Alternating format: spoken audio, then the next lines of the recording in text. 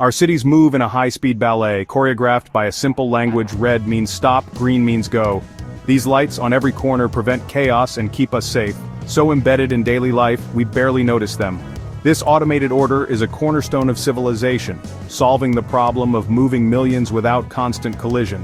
But this system wasn't born from calm planning. It was forged in crisis.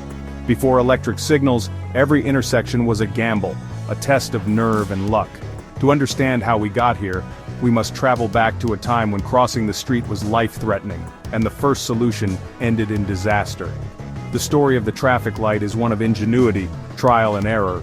The journey from chaotic Victorian streets to today's synchronized grids is a testament to an idea that survived even catastrophic failure. The red and green lights we obey today are descendants of a noble, dangerously flawed experiment. Our story begins not with electricity but with gaslight and steam. We travel to 19th century London, a city choking on its own success, where chaos ruled the streets. The problem was clear. The solution was anything but. London in the 1860s was the world's titan, but its streets were clogged and deadly. Horse-drawn carriages, carts and crowds battled for space, creating a deafening, dangerous mess. Over 1,000 people died on London's roads in 1866 alone. Police officers tried to direct traffic, but one man was no match for the chaos. The city's growth only made things worse, especially near the Houses of Parliament, one of the most hazardous junctions. Even lawmakers couldn't cross safely. The government demanded a solution. Manual policing was failing. London needed a clear, visible signal. Something more authoritative than a waving hand. The answer, it seemed, was inspired by the railways, which had already mastered the art of controlling heavy, fast-moving traffic. The stage was set for a bold, dangerous idea. Enter John Peake Knight, a railway manager who saw a solution in the semaphore signals used to control trains.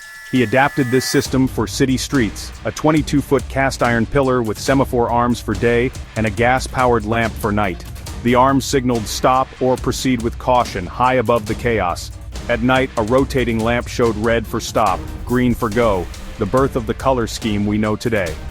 On December 9, 1868, the world's first traffic light was installed outside Parliament.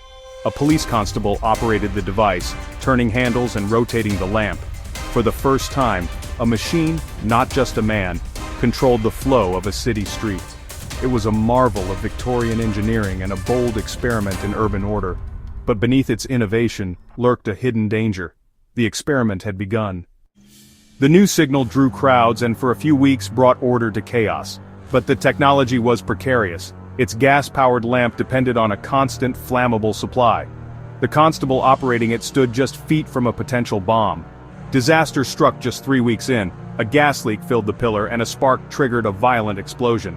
The blast severely injured the operator and shattered the device. Panic swept the intersection. The experiment was over. Authorities quickly removed the wreckage and abandoned the project. Automated traffic control was now seen as too dangerous for public streets. The idea was shelved, its promise buried under the weight of catastrophe. For decades, police returned to the hazardous task of directing traffic by hand. But the idea would not stay buried forever. The failure at Bridge Street cast a long shadow, but the idea of mechanical traffic control endured. The breakthrough came with electricity, a safe, reliable power source. In 1912, Lester Wire in Salt Lake City built the first electric traffic light. By 1914, Cleveland had a more advanced system, using the same red and green colors Knight had chosen.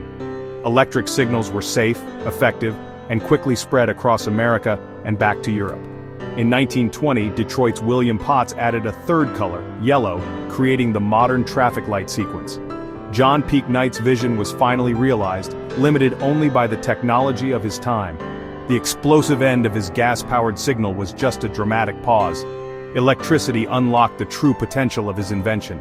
Today, every red light is a reminder of a powerful idea that survived disaster to become a silent guardian of our streets. The next time you stop for a red light, remember its fiery birth, and the innovation that finally made it safe.